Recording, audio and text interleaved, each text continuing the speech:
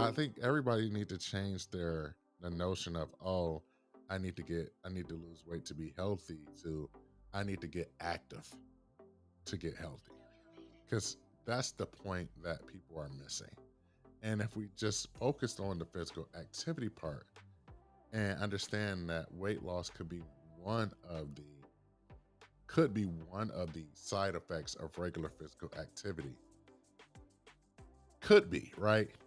I want to focus on it. Could be one of the side effects, but it doesn't mean that it will be the side effect. If people just really understood that, I think more people would be generally active.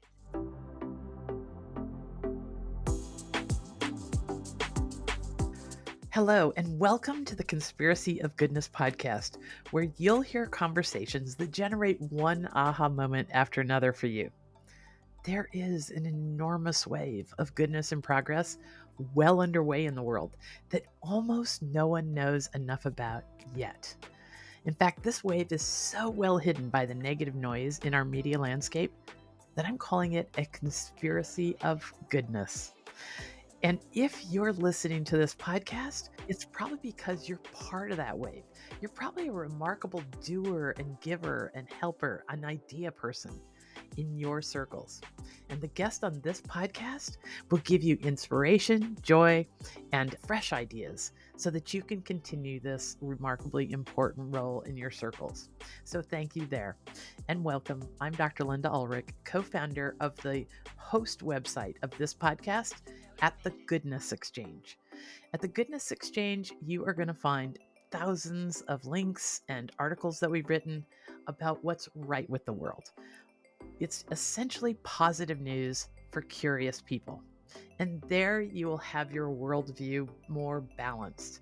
The Goodness Exchange has been at it for 10 years, focusing on what's happening in the world that proves it is still an amazing world and that can help people go along in their day with a spring in their step. And we're going to get started on that spring in your step right now today. We have an amazing guest on the Conspiracy of Goodness podcast. So, welcome, Martinus Evans. Martinus is lately part of a buzz that's going on at the periphery of the health and fitness world. Martinus has been on the cover of the New York Times, the New York Post, CBC, Men's Health Magazine, the Good Morning America, Runner's World. And that wouldn't be unusual, except that he has run 8 marathons and weighs over 300 pounds. And the thing is that he's opening up the world for those of us who are larger body size and want to be a part of all the health and fitness movements that are going on, but society is telling us we don't belong. He is, since 2012, he had a doctor's visit where he was told by, sounds like a pretty unkind doctor, that he should lose weight or die. And in that moment, he will tell us a story in a few minutes about how he resolved to run a marathon or many. And since then, he's coached hundreds of runners. He's founded the Slow AF Run Club, a community of over 16,000 people worldwide who are larger body size and also enjoying the heck out of running. He's also the author of a great book, which we'll talk about in this interview. And when he's not running races all over the world, he enjoys speaking passionately about issues related to size inclusivity, mindset, and DEI. And mental health. This is all part of becoming a part of a world where we can all enjoy sports, outdoors, fitness, and enjoy the kind of mental health benefits that all of our body types should have access to. So, welcome, Martinus Evans. Thank you. Thank you for having me, Linda. I chatted with Martinez a few minutes before we started our interview today, and I shared with him that we have a team of 6 at the Goodness Exchange. And yesterday, I proposed this interview to the team and said, "What are you curious about? What do you want to hear from Martinez?" And they had no end of questions.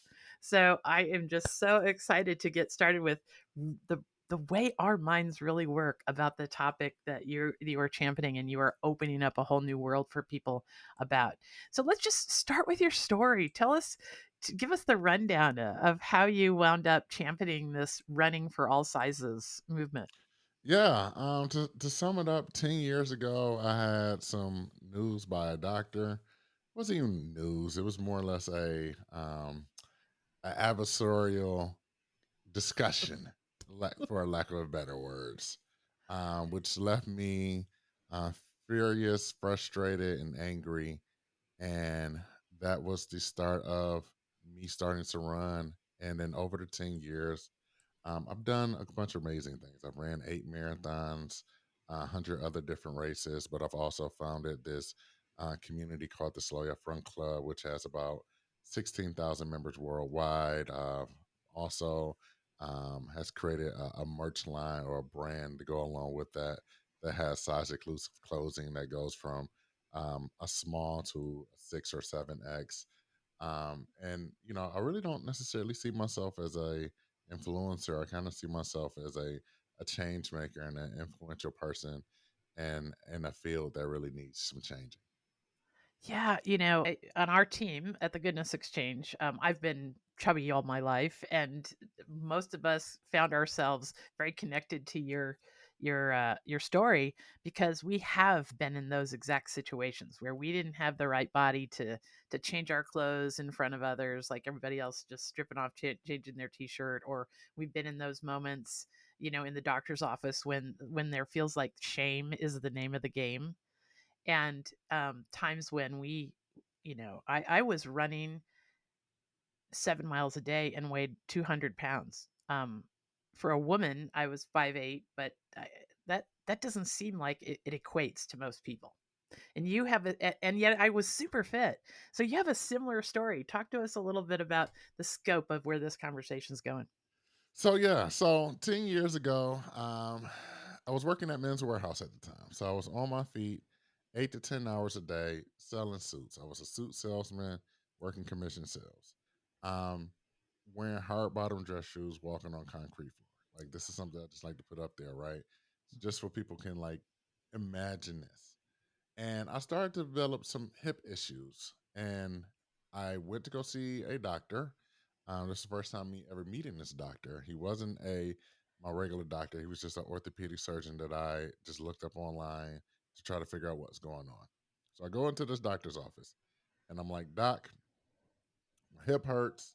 I used to be a football player. Now I'm on my feet 8 to 10 hours a day. Like, what's going on? And this doctor didn't touch me. He didn't put a stethoscope on me. He didn't do any of that stuff. He just looked at me and said, I know why you're in pain." Okay, what's that? And he was like, "You're fat. You need to lose weight or die."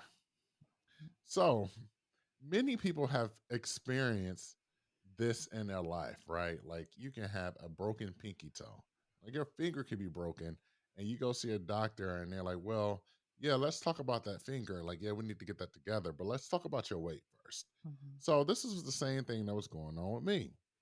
So, this doctor goes on to say, "Well, you got the stomach as a pregnant woman. You need to start walking to lose weight, all this other stuff."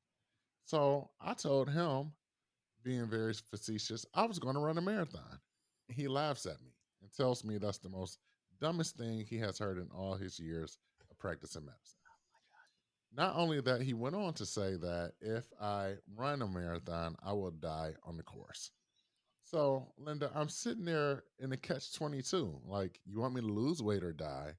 But if I try to run a marathon, I'll die there as well. So I remember leaving the doctor's office being like, you know what? Well, let's find out.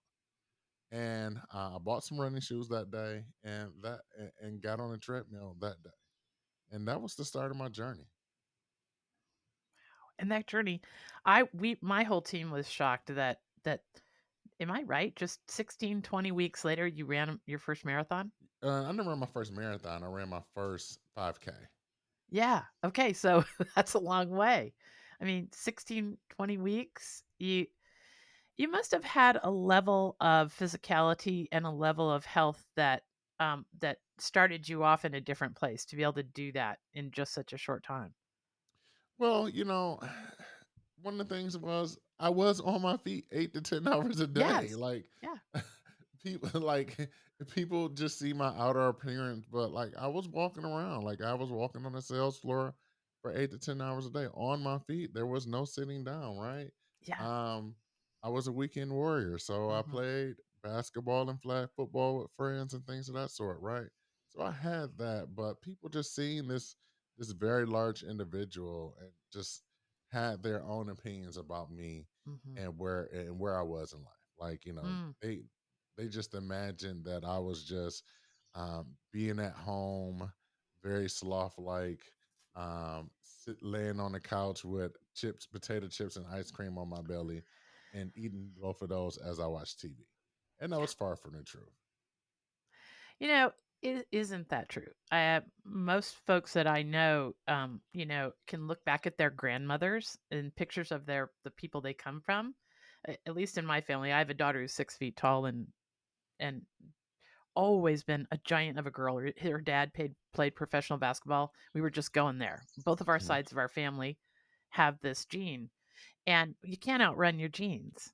And so I'm sure that and yet these people carried on our grandmother's generation. My God, they worked themselves to death sometimes.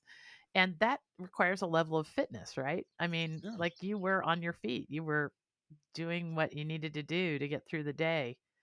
Um so why running? Why was running what popped into your mind? Because I'm sure you could have had success at lots of different sports.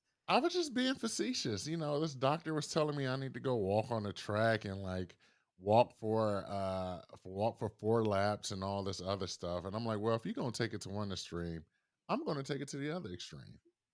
So, it's just me just trying to one up him in this conversation of being very irritated, right? Historically, it's not generally accepted to massage your fist against somebody else's face, especially when it's a doctor. So instead of massaging my fist against his face, I had to use my words. Yeah. Okay. So, what do you think about when I talk about the genetics, just the people we all come from? Does that resonate with your story at all? Yeah, like it is a part of where we come from, right? And I Hmm. think that for most individuals, genetics has a lot to do with our body type.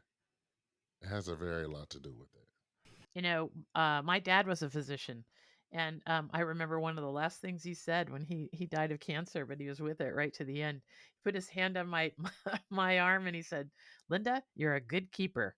You're gonna have to watch your weight your whole life." And what he meant was we keep calories really good. My standard joke my whole life has been that I just missed my millennium. I would have been great in the ice age.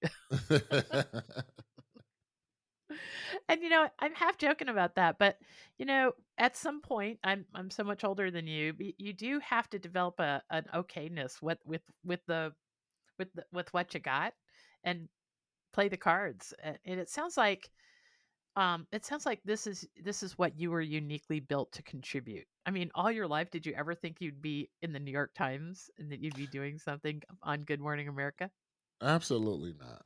Did not see that in the plan. Did not see that in the future. That was not on my vision chart or my vision board. So it's definitely completely different than what I had in mind. But I'm glad that I'm here. How did that chain of events start? Like what came first? And I think the most beautiful thing that I found, I just love that photograph of you. What was it on Men's Health? Mental. Yeah. Yeah. You're striking a really, really interesting pose. And I mean, we got to embrace this stuff. Yeah. So how did we get there? Like, Yeah. I don't know. 10 years of doing what I love, writing about my love, writing about what I love, and just doing the thing that I love to do. So, once the doctor called me fat and I started to, go on this journey of like training for a marathon, I blogged about it as well. So, created a Mhm. blog called 300 Pounds and Running. And that pretty much was like my like diary, online diary about like Okay. what was going on. And from there, like I think like it just evolved from blogging to Twitter to Instagram, from Instagram to podcasting to writing about it to individuals just finding my story motivating and inspiring. That Hmm. you know, it was just a 10-year journey from Doctor calling me fat to me posing nude in men's health. That is such a great a great arc of time and impact, I think. Mhm. Like, tell do you have any stories of that people have shared with you about how your story has affected them? Oh, tons of stories, right? Have been tons of individuals who have stopped me along the way to say, like, I was feeling bad about myself. I was feeling bad about, where I was in my journey, and hearing your story and hearing your philosophy helped me change the way that I thought about my own personal journey. That is something I Mm, hear all the time. mhm. Do you have any tips for our mental chatter? So, tips for mental chatter. Let's go in there. I got a bunch of them. Okay. So much so that I wrote a chapter about like just mental health. So Okay, let me first let's cover mention like the book because I yes. want to make sure people connect with the book. Okay. Promote all you want. Tell me what the name of the book is. Okay. Slow AF Run Club, the ultimate guide for anybody who wants to run. So this is a Okay. how-to manual on running that I wrote that recently just came out. So in chapter one, I have the chapter is titled "You versus Your Mind versus Everyone Else." And so it just tells you like what life is about, right? It's literally you trying to do the thing, you try and get off the couch, you trying to go from 0 to 1 in that actual physical process. Then it's your mind, all of the things that's going on in your head, all of the things that you subconsciously picked up, you telling your all the stuff or narrative you told yourself, right? And then versus everyone else. So it's all the things that people have said to you along the way, all the things of like, oh, people are looking at me, and now you're processing that as well. So like that's life in general. You versus your mind versus everyone else. And throughout that process, there has been some things that I learned along the way. The first thing is not everything you think is true and not everything you feel is real. So, really understanding that if you can separate your thoughts and feelings from the actual person that you are, you can be unstoppable, literally unstoppable, because you already know that your mind is going to play tricks on you. Our minds is programmed to literally get us out of discomfort. We don't want to be uncomfortable. So our mind would tell us any and everything to make sure that we are not uh, experiencing discomfort. So that is the first thing, right? Really understanding not everything you think is true and not everything you feel is real. Now, if you add that with, we all have an inner critic, okay? I've named my inner critic. I've given my inner critic a persona. My inner critic name is Otis. He has a very raspy voice. He's a pack of cigarette smoker. And once you understand that you can kind of separate this inner critic from you, because most of the time, our inner critic is in our voices. So it's literally us telling us that you are a bad person or you can't do that. What I've done is changed that and flipped it on its head so that my inner critic is in a different voice and has a different persona. And that way I can really think about like, okay, yeah, what you're saying is something that you're trying to like prevent me from being uncomfortable, but it's not helpful. So that way you can kind of reason with your own inner critic so that you can move on in the space to go on and crush your goals. And then the last thing I would mention, because this is my mindset bag, but like the last thing I would mention is like practice delusional self belief. So now that you got your critic in check, and you know that not everything you think is true and not everything you feel is real. Now you practice delusional self belief. What is that? It's the fact that you believe in yourself so much and you're so wedded to your dreams, your goals, and aspirations that you already have in your head that you're going to do it, and not only that you're going to go that you believe that you're going to do it, you're going to do the work to get there. So if you think about all the modern marvels, even this, like I'm talking to you on a microphone, I got a camera here, somebody had to create that. Imagine flying, imagine the Wright brothers being like, oh, I want to be amongst the birds, and somebody being like, what are you smoking? You done had too much milk of the poppy. What you mean you want to fly? but we fly every day and it's just a normal occurrence. So like that's the notion of practicing delusional self-belief is that you have to believe in yourself so much that you are going to do it and you're going to put in the work to actually do Mm, those are three very big ones. And I think you could apply them to almost anything that you kind of know in your heart is something you want to go after. it. Yes. That's It's the lovely. beautiful part about sports, physical activity is that it's all an allegory for life. It Mm. literally can be it literally can be added to anything in life. Mm. Okay, let's take a break. I've gotten so wrapped up in your message that I forgot to take a little break. Let's take a break, and when we come back, we'll talk to Martinez more about these insights that he's gotten from this wonderful journey he's been on, and how so generously he's sharing it with the world. Okay, we'll be right back.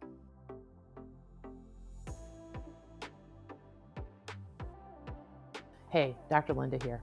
Did you know that a recent Harvard study found that exposure to just 4 minutes of good news each day will make you 32% less anxious and 18% more optimistic? Just 4 minutes. We've all got that much time to devote to our worldview and our sense of flourishing.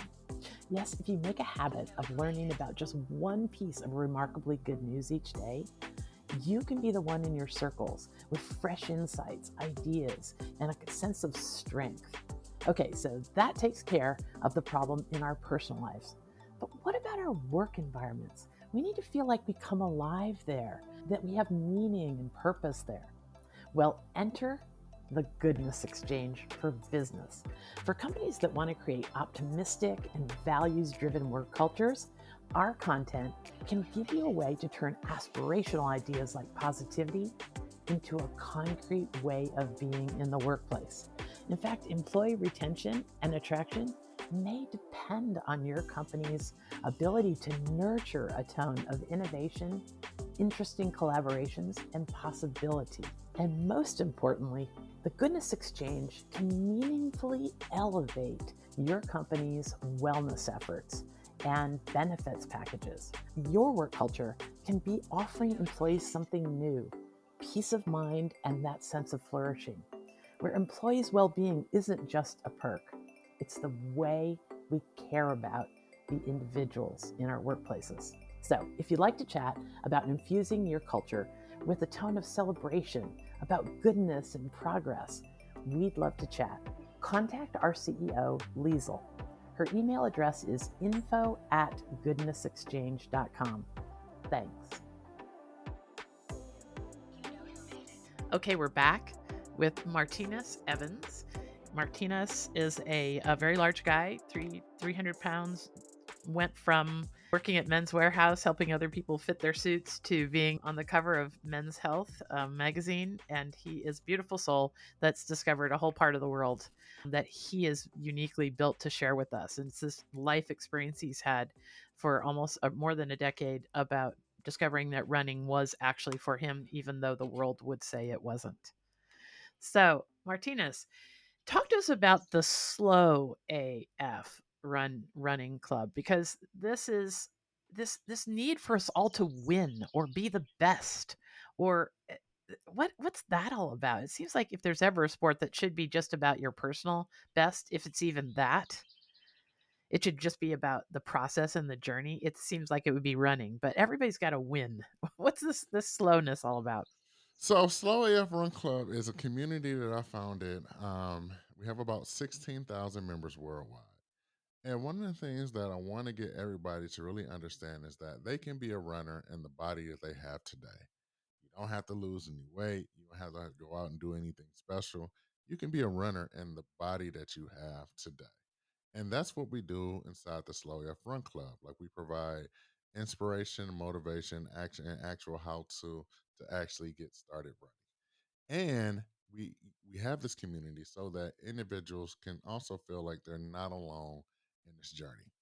Because starting a journey, going from 0 to 1 is very hard and it can be very lonely. You can feel like you're by yourself, not and you're just a trailblazer. And that's not necessarily the case. So we want people to understand that they're not alone and we have a community just for them. Um, when you're talking about running, right, in the theoretical sense, it's really about trying to outbeat somebody. But what I found out, and one of the things that I really believe is that if you're not a elite athlete, none of this stuff really matters.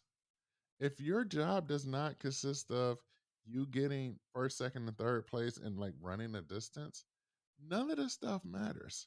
Linda, let me tell you something. Most races are permitted as a parade. Like there's no racing permit. Like they have to go get a parade permit. So even if you just see it as that way, like we're all participating, we all paid our money to participate in a parade to get a participation medal at the end of it. Last time I checked, every time I see a parade, I don't see the Santa Claus parade trying to beat out the Mickey Mouse float. Like I don't see them in competition. They're all doing their thing, waving to the crowds, and doing their thing. So like why when it comes to these road races or running parades, if you're not an elite athlete, none of this stuff matters. So we really just need to really enjoy the thing that we're doing and have fun while doing it. This I love that notion, once I was running with someone who runs races. I mean, that's what they do, that's their hobby. They keep trying to, do all the things. And she made some kind of a comment to me. She said, "Well, that's not running." Looking at what I was doing, she said, "That's more like a survival shuffle." And I had this moment, like, of course, she's little bitty thing, very, with the right clothes on and the whole thing. And I thought, "Oh my gosh, that's kind of some serious hubris to say that in the first place." But I love my survival shuffle, is what I responded to her. I get to hear the birds and I notice people around me, and I do all these little mind games with colors and things as the Mhm. world goes by. I have a great old time in my survival shuffle. So I did I did at least speak up for myself. But uh do you see that there's more to running, as far as experiencing others, maybe being able to run slow and chat and that sort of thing as well? Yeah, there's just so many benefits to running, right? Just overall, regular physical activity, there's so many benefits that comes to regular physical activity, whether it's running, walking, or whatever, right? So like that's one of the things that I try to preach to everybody to say that regardless, like running is good for your mental health. It's still good for your health in general. Like it's something to be outside. It's something to be amongst nature. All of that stuff is great. It gives you endorphins. It helps you stay grounded. Like all of that stuff is beneficial, regardless if it's slow or fast. Mm, My mm. thing is just do it consistently. Yes. Okay, so that is the truth about a lot of things, that you got to put in the time to where that consistency really draws you in like a magnet. Yeah.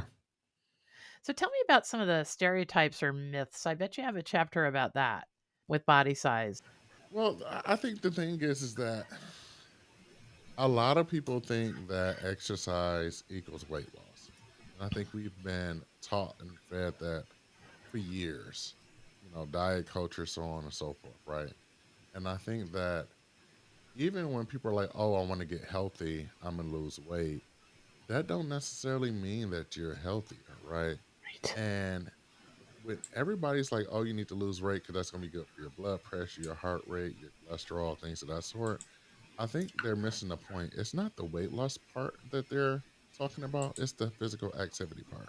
Right. So I think everybody need to change the notion of, oh, I need to lose weight to be healthy to I need to get active Mhm. to get healthy. Right. Because that's the point that people are missing. And Right. if we just focused on the physical activity part and understand that weight loss could be one of the side effects of regular physical activity. Could be, right? I want to focus on it. Could be one of the side effects, but it doesn't mean that it will be the side effect. If Mm, people just really understood that, I think more people would be generally active if they really just got a hold of that notion. right. However, I think that with diet culture being, the diet industry is a multi-trillion dollar industry, is that I think that's like the greatest kept secret that's not a secret, right? And the reason why they do that is because like self-love and self-compassion cannot be sold within a bottle of pills or powder or so on and so forth or a special diet. But self-hate, self-loathing, lower self-confidence can be. So I think that like that's the biggest misconception is that, you know, the way they put it is, oh, you hate your body, you hate your life, like do this, take these pills and your life is going to change. And it doesn't. And then you feel even worse about yourself. And then how what the industry does is say, well, it's your fault. Like it's your fault that you feel the way you do about your body. So like continue to take these pills and drugs versus being like, no, it's actually the industry's fault that you are going through the thing that you're going through. Oh, and that is so true of so many things in life where it's easy to place blame and take it off the place where It should be. it needs to remain, right? It's so we seem to accept blame pretty easy. Yes. We do, and I think that's the thing, right? Like, so I have, like I said, I have degrees like a thermometer. I have a degree in exercise science, and one of the things they tell you is that like diets don't work. 95% of diets don't work, right? And the research says that anybody who has gone on a diet, they are more likely to like regain the weight they lost, if not more, right? So if that's the research, and we know that's to be true, Right. then why are we still hawking diets? Right. Like, why are we still hawking that as the solution when we know that that stuff don't And we are constantly reminded of all this in society is that we need to go on that diet. We need to do this different. We need to be this way or that way. One of the questions that came up from my team was this one. They said, ask him how he works through those moments in the gym or the bike shop or at the starting line when people assume you are not competent or experienced because you're in a larger body. work? Well, one of the things that I was always told is that somebody else's opinion is none of your business. Okay. So, like, I let them believe whatever they want to believe. Like, what they eat and what they consume don't mess with me no bit. So there has been multiple times it's like, oh, this is your first marathon or this your first race. I'm like, no, I've ran 100 races, and they're like, oh wow, right? And then they go from like, oh, trying to like feel bad for me to like, oh, now they impressed, right? And I think it's just a part of the notion, right? I think we have a problem with the fitness industry that it's really about aesthetics, right? So everybody want the aesthetic of health or like what that means, but that doesn't mean that you're healthy. And I think that's the same thing is true with a person of size or being at the gym and so on and so forth is that people automatically assume that you're trying to get to this aesthetic or work towards that aesthetic when it's not necessarily true. And I don't know about you, but the people have told me, when you assume and make an ass out of you and me. It's so true. It's so true. In that same light, um, okay, so you have this moment in the sun where you're getting all these interviews and stuff. Are people by and large, is this insight that you're sharing with the world, is it being framed up as a opening of a new era, or is it like are you happy with the press that you've gotten about this? Do you think it's Yeah. moving? I guess what I'm saying is, do you think it's moving the needle in the right direction? Um, we shall see. Okay. I think that the thing with press is that if it's new and noteworthy, like of course they're gonna go with it. But I think is really trying to figure out. We shall see um, what they do in the future. Meaning, like, yes, I was on the cover of Runner's World, I was on the cover of New York Times, and so on and so forth. But like, let's see what happens in the next 2 or 3 years. Are they still reporting on diet culture stuff, or are they actually reporting on things that are continue to move the needle in the right direction? And I don't necessarily have the answer right now. I think it's new and noteworthy, and people want to be a part of it because you know, I think with media is a part of like monkey see, monkey do type of thing of like, oh, like, well, you was on New York Times. Well, of course I want to have them on Good Morning America. Oh, you was on Good Morning America. Like, of course we want to have you on today's show, and so on and so forth. So I really think that I'm gonna have to see like what happens after all of the hype train dies down and the book has been out for 6 or more months. So let's see what happens around New Year's. Like, are they going to go back to like 10 ways to lose your Christmas pudge? Or they're gonna really go into like, 10 ways to like really get active in the body that you have right now. Mm. It's so huge. Okay, the scope of time, over the scope of time. I can report this. I've been a traveler my life, all my life, um, like roughing it, canoe, back wilderness camping. And I'm this big gal. So when I go into EMS or any of the sporting, the hiking, sporting gear kind of places, never have I ever been able to buy that. And then I had this daughter who's even taller and bigger than me. No way. But in the last year and a half, we've started going into these stores and finding clothes. Mhm. Now, I think that indicates a level of investment in society in a new way of thinking about who's outdoors or who's exercising or who's rock climbing and so forth. So I do have to say from my own personal experience just shopping that the world of size inclusivity I think is opening up. It is. It's moving slow though. Yeah, or And I slow, say way slow. that I Yes. say that because while there may have been a lot of movement on the women's side of things, I think the men's side of things have been very slow and have been very disappointing. So like, yeah, like most Hmm. women these days can go into big box stores, Target or whatnot, and Yes. see plus size models on the wall, plus size mannequins, and get plus Mhm. size clothing.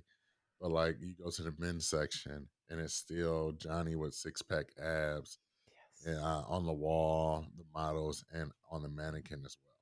So I think like it's one of those things where it's like, are they pandering? The question I have is, are they pandering to women, and like, why haven't like it moved over to the men's side as well? Like, is it really that they want to do something about it, or is it that the female population has been the loudest when it comes to like body acceptance or body politics movement, Yes. that the brands are now on that same thing that we were talking about the media of like, oh, this is trendy, so like let's try to capitalize off that and make our dollars away from that. So I think it goes back to like, I would love to see more Yeah. in the futures to come.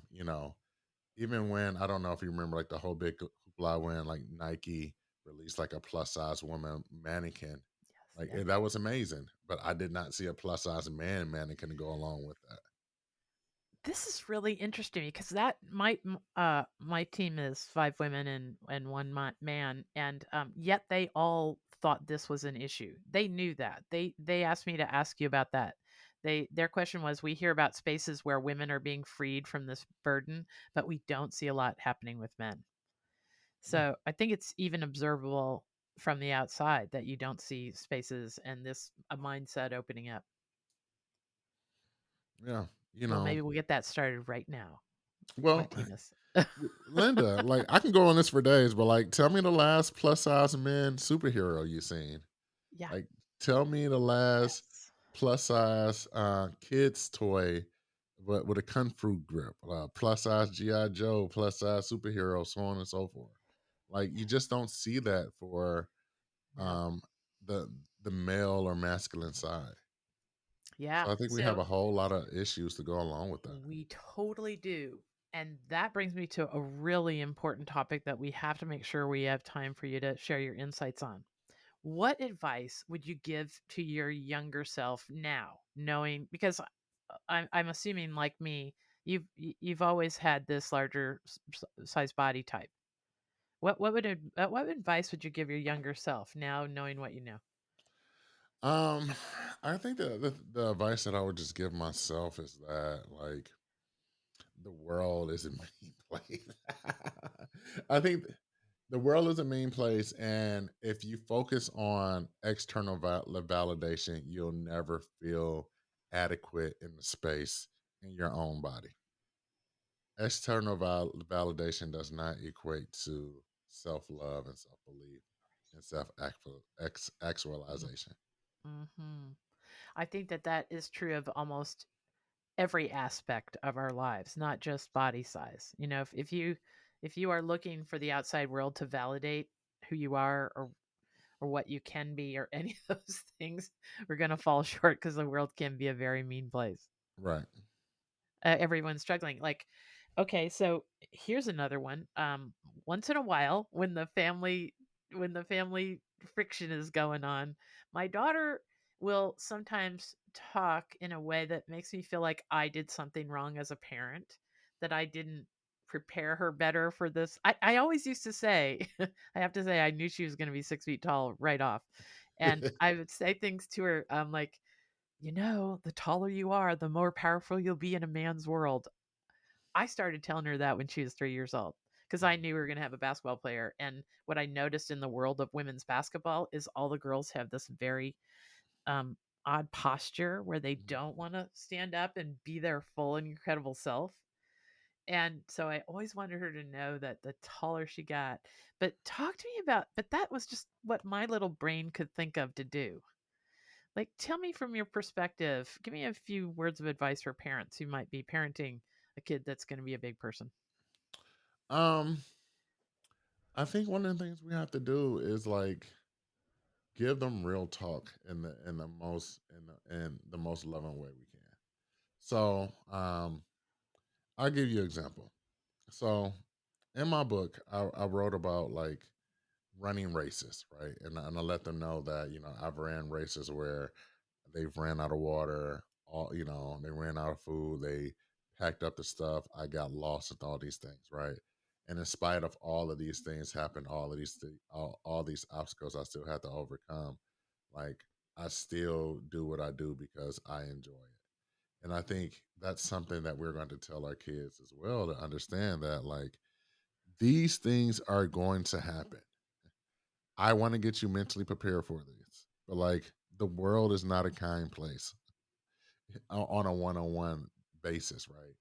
And I just want to make you or like help you be prepared for that, or at least get your mindset ready for like these things may or may not happen, but I want you to be prepared either way.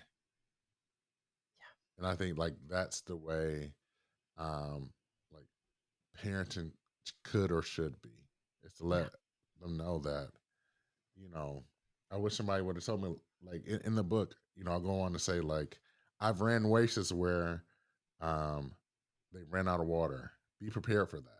I ran races where they ran out of food. Be prepared for that. I ran races where I've gotten lost.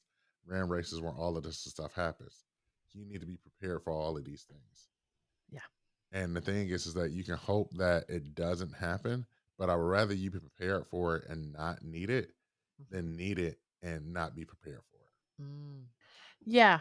It was always when this was, of course, my daughter's 30. So this was 30 or 25 years ago. And it was harder. The conversations about body image were much harder back then than they are Mhm. now. So I do think that there's been some progress on that too. But and now we can talk about all kinds of differences, and we can try and celebrate it as well, right? Yeah. Like like we don't have to be the same. We none of us even want a world where we're all the same. No. So why we aren't all looking and celebrating diversity, I have no idea. That's another subject.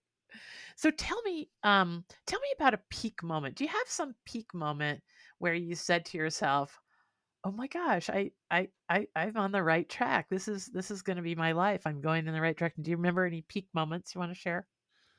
Um, I think that's an interesting question because I've always had the mentality of like we shall see.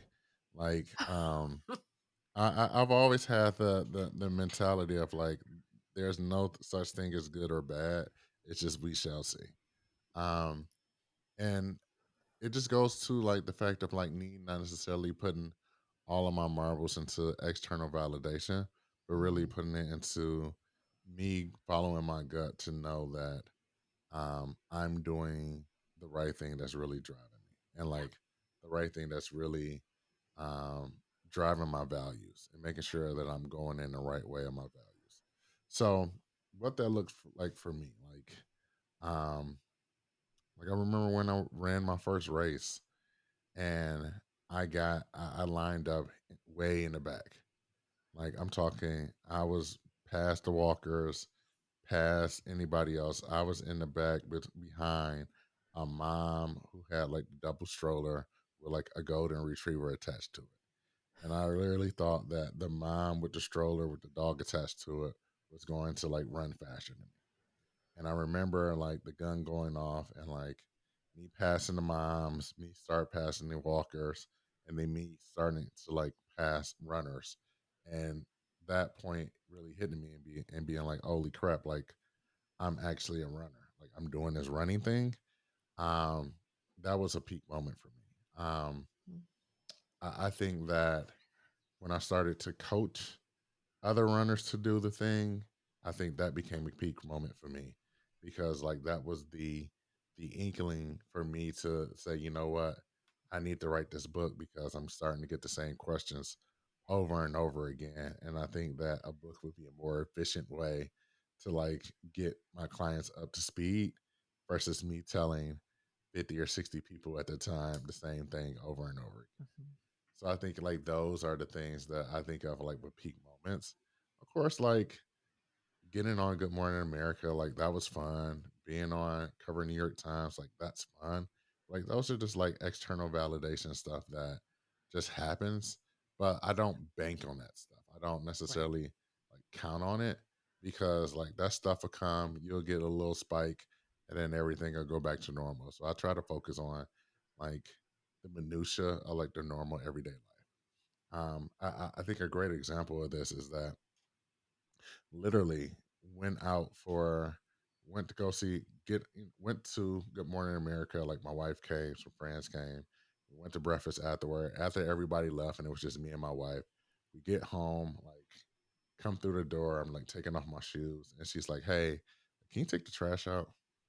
So like even that whole notion of like I was literally on Good Morning America like less than an hour ago, and like life is just back to normal.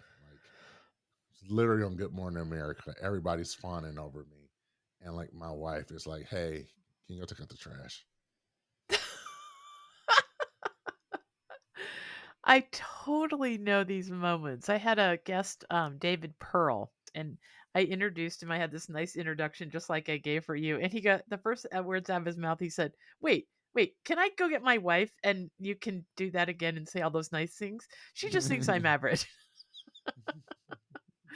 But it is true. We all are just everyday people, and we do have these spikes in life. Hmm. Yeah, and I think that's more or less what it is. Is that I'm just a regular guy who wrote a book, but I've had these thoughts about myself and like the thoughts about the market for a very long time, and I guess I said it long enough that people are just starting to believe me. Mhm. It's lovely. Okay. So as we wind down here, one more time the name of the book. And I should tell people there will be a full article written around our Martinus's episode here on the Goodness Exchange website, and it will include a link to every single thing that he and I have talked about, including this other podcast episode that's so fun. Um, and his book will be there with a link to order it. I'm assuming it's on Amazon. What's the name of the book again?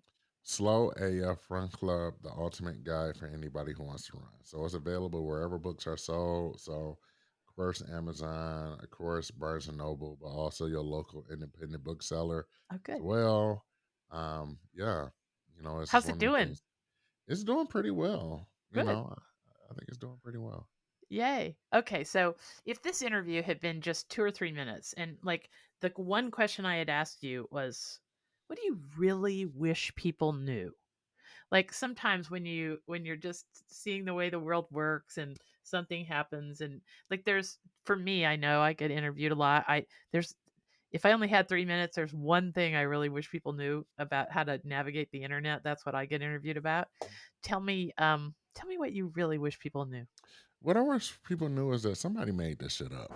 Somebody made all of this stuff up, and like we're just following along with it. So ask questions, and like really ask yourself like, why are you falling in line with rules that other people made up? Oh. And if they don't fall in line with you, it's time to change those rules so that it makes sense towards you. Oh, that is sage advice, sage advice. Okay, lastly, what would have to happen next? Like I'm sure you hope that your insights improve the lives of others. What would have to happen next? You need people to share this. Please one more time tell us where they can join others in this. Absolutely. So we have an app called the Slow Your Front Club app. So you can go download that on iOS or Android or your favorite phone, what you call it, app store. So like that's something that we're working on. I am doing public speaking. So if you're looking for a speaker who talks about body politics or motivation, mindset, I'm here.